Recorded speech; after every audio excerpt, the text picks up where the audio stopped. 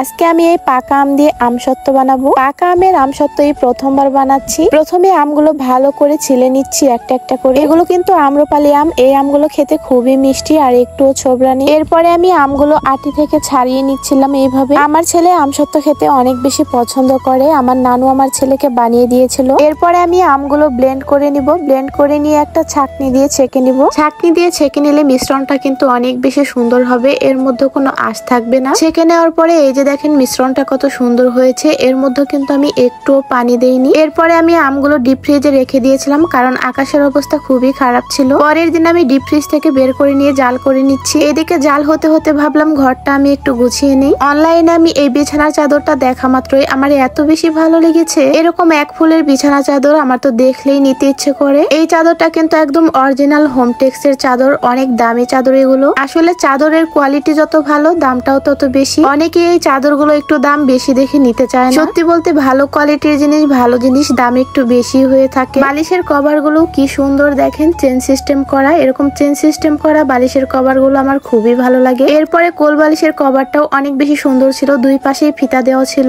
কোল বালিশটা ভরে দুই পাশে ফিতা দিয়ে বেঁধে নিলে কিন্তু অনেক বেশি সুন্দর দেখা যায় বালিশটা। এবার চলুন আমার পছন্দের বিছানার চাদরটা আপনাদেরকে দেখাই। এই চাদরটা আমার খুবই পছন্দ হয়েছিল এই ফুলের জন্য। এক ফুলের যে কোনো বিছানার চাদর দেখলেই আমার নিতে ইচ্ছে করে। চাদরটা বিছানোর পরে কত বেশি সুন্দর লাগছে দেখেন। আমার রুমের লুকটাই চেঞ্জ হয়ে গিয়েছে। এই অরিজিনাল হোমটেক্স এর বেডশিট গুলো কিন্তু আমি নিয়েছি কালার শপ পেজ থেকে। আপনারা যারা নিতে চাচ্ছেন ক্যাপশনে কিন্তু আমি কালার শপ পেজটা মেনশন করে দিব, ওইখান থেকে নিয়ে নেবেন। সাথে আমি এখানে হোয়াটসঅ্যাপ নাম্বারটাও দিয়ে দিচ্ছি। এই নাম্বারে চাইলে যোগাযোগ করে নিতে পারেন। একদম অরিজিনাল প্রোডাক্ট পাবেন। ছবিতে যেমন দেখবেন ঠিক তেমনটাই পাবেন। এই চাদরগুলো কিন্তু 100% অরিজিনাল হোমটেক্স এর, কালার গ্যারান্টি। প্রতিদিন দুপুর হলে আমি আমার রুমটা আগে গুছিয়ে নিই। একদিকে রান্না বান্না করি, আরেকদিকে রুমে এসে একটু একটু করে আমার রুমটা সাজিয়ে গুছিয়ে নিই। কারণ বাড়িতে ছোট বাচ্চা কাচ্চা থাকলে রুমের জিনিসগুলো এমনিতেই এলোমেলো হয়ে যায়, আর গোছালেও গোছানো থাকে না। এই তো আমি আমার পুরো রুমটা গুছিয়ে নিলাম। কেমন হয়েছে আমার রুম গোছানোটা? আমার রুমটা কিন্তু আমি অনেক সিম্পল ভাবেই সাজিয়েছি। রুমটা যদি সাজানো গোছানো পরিপাটি থাকে, ওই রুমে কিন্তু থাকতেই শান্তি লাগে অন্যরকম। বিশেষ করে রুমে বিছানাটা যদি সুন্দর করে গোছানো পরিপাটি হয়ে থাকে, তাহলে রুমটা বেশি সুন্দর লাগে দেখতে। এই চাদরটা বিছানোর পরে আমার রুমের লুকটাই চেঞ্জ হয়ে গিয়েছে। এত বেশি সুন্দর লাগছিল, আমি তো চোখই ফেরাতে পারছি না। যাই হোক, এরপরে রুমটা গুছিয়ে আমি আবার চলে গিয়েছিলাম আমসত্ত্ব জাল দিতে। আমগুলো ডিপ ফ্রিজে রেখে দিয়েছিলাম, একদম বরফ হয়েছিল। জাল দিতে অনেক সময় লাগলো। সকালবেলায় একটু রোদ উঠেছে, তাই ভাবলাম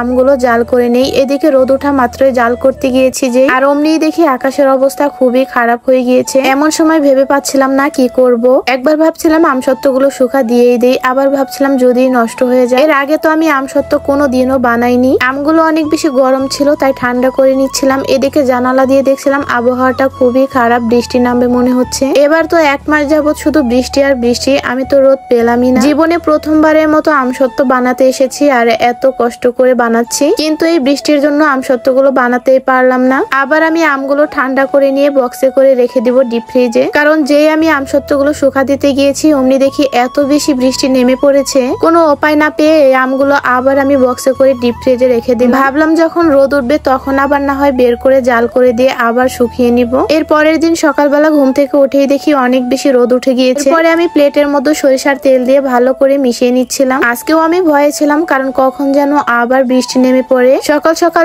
এত বেশি চমকা রোদ উঠে গিয়েছে, ভাবলাম এই রোদেই হয়তো আমসত্ত্বগুলো শুকিয়ে যাবে। সবগুলো প্লেটে এইভাবে তেল দিয়ে ভালো করে মিশিয়ে নিচ্ছিলাম, যেন আমসত্ত্বগুলো খুব তাড়াতাড়ি ভালো করে উঠে যায়। এবার আমি আমের গোলাগুলো অল্প অল্প করে দিয়ে দিচ্ছিলাম প্লেট। আমি কিন্তু খুব বেশি জাল করে ঘন করিনি। আমগুলো খুবই ভালো ছিল, একদম ফরমালিন মুক্ত আম, যার কারণে অনেক সুন্দর একটা ফ্লেভার আসছিল।